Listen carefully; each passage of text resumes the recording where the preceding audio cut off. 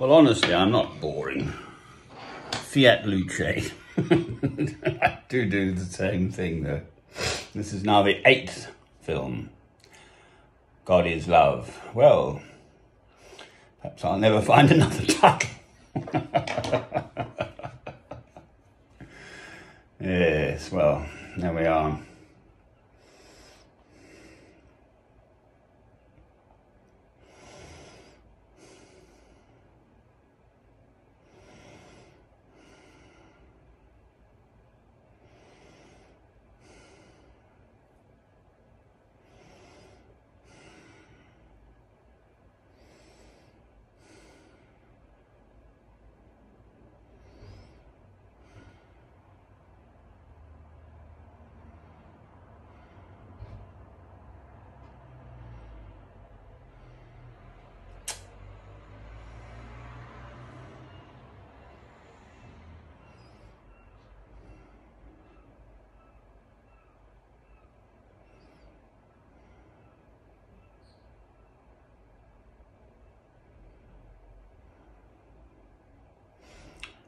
How do you explain to a Jew,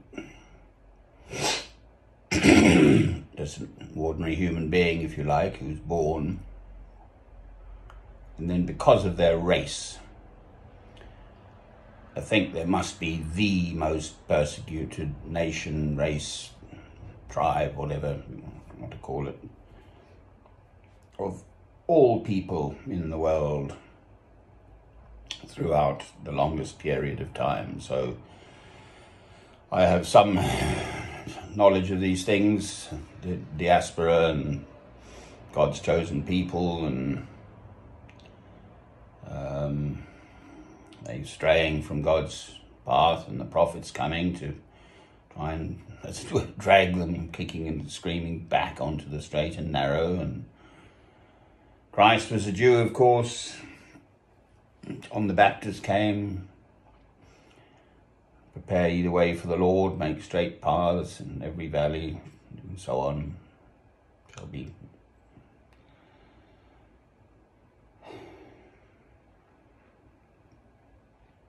Simeon waited for Christ. Lord, now lettest thou thy servant depart in peace, for mine eyes hath seen thy salvation, which you have prepared in the sight of all people, a light for revelation to the Gentiles, and for the glory of thy people Israel.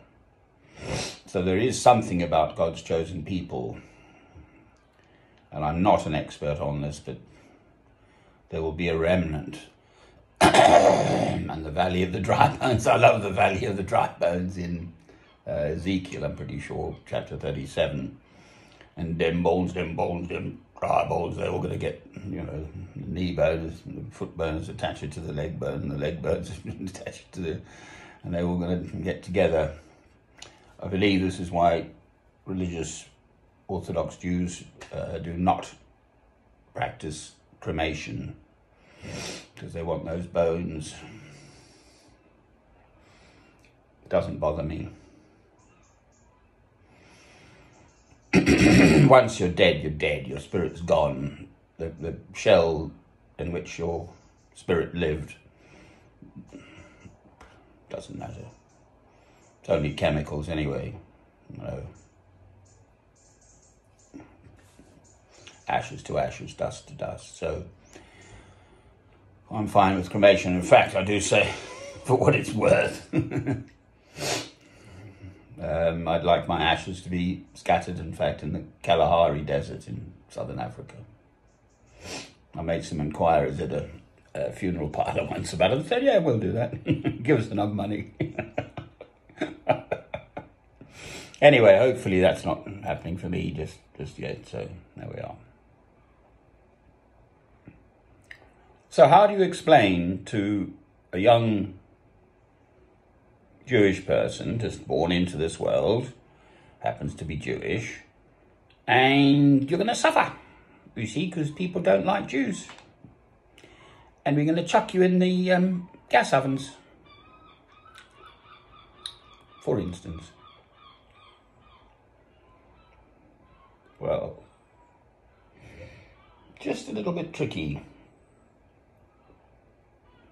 i.e., where is the loving God in all of that? Well, it was obviously people who did it. Hitler apparently purporting to be Roman Catholic, in fact. Or something, I don't know. And apparently with a loving nature, because he had a little goddaughter or someone, niece, I don't know. Apparently actually had Jewish roots as well. Tricky one, that.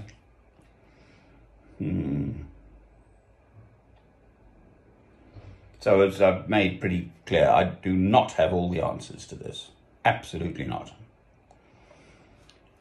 I love God through Christ. There are the 2 commandments. So love God, love your neighbour as yourself. That's clear and obvious to me. I have no doubt. I'm just looking up, I sort of choose passages, or it was the Transfiguration on Saturday, so I think it was chosen for me. I looked them up.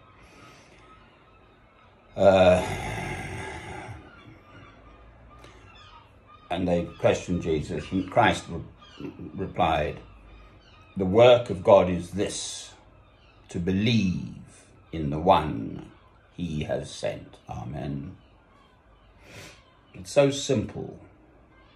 Loving God through Christ is actually in and of itself work.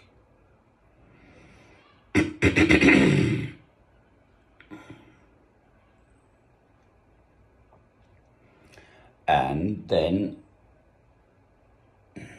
the matter is reciprocated. Or he loved us in the first instance, God. But why the suffering, you see? That's the tricky bit. How does the loving God allow, it's not just the Jews who've suffered also, actually. I do find that a bit, the Holocaust, because there were so many and it was so targeted and specific. But I mean, there have been other blasted genocides, Pol Pot in Cambodia and Rwanda, and Sarajevo, former Yugoslavia. I mean, they're just Aceh, Eastern Timor.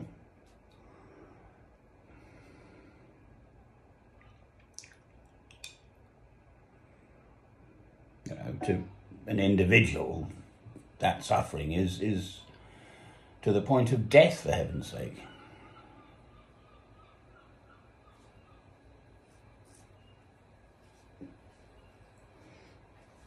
So, one person suffering, I don't know. Mass genocide, I suppose, is in a different category.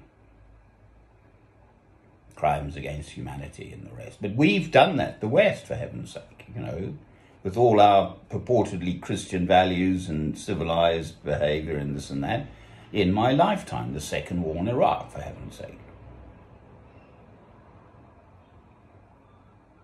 Which I utterly disagreed with, but equally was completely powerless to do anything about in the way of stopping it. Where innocent people died, manufacture and sale of arms, I've already spoken about this, by British Aerospace and so on. If you supply the arms that are then used to kill innocent people, I'm afraid you, the supplier, are liable as well. So if you pay taxes in England during the second war in Iraq, you're liable for crimes against humanity. That is the law. It's not going to be enforced, is it? But that is the actual international law, brought in, as it happens, by Mr. Tony Blair's wife, Sherry Blair, and Mr. Tony Blair back in about 2001 or 2. That is the law. By paying taxes, you're consenting that they, in part, will be used for the manufacture and sale of the arms, which then go and commit genocide, indiscriminate slaughter of innocent people in Iraq for oil, the second war in Iraq. That is the law. It's not going to happen, though, is it? What, stick all the citizens of Britain in jail? Brilliant. Hardly. But that actually makes the whole of Britain criminal, in fact, in the eyes of international law, because we were utterly wrong in fighting that war for oil. And God knows this, of course he knows this. So it all just gets humongously complicated and a mess. No, it's not. It's simple. There are 2 commandments. Love God, love your neighbour as yourself. Love God, love your neighbour as yourself. That's it.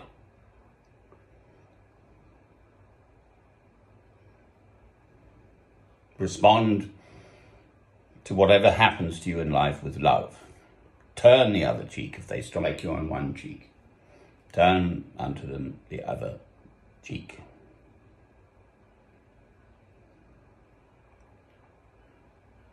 God is love. Amen. And there's light in this Sarah Jane's place. Amen.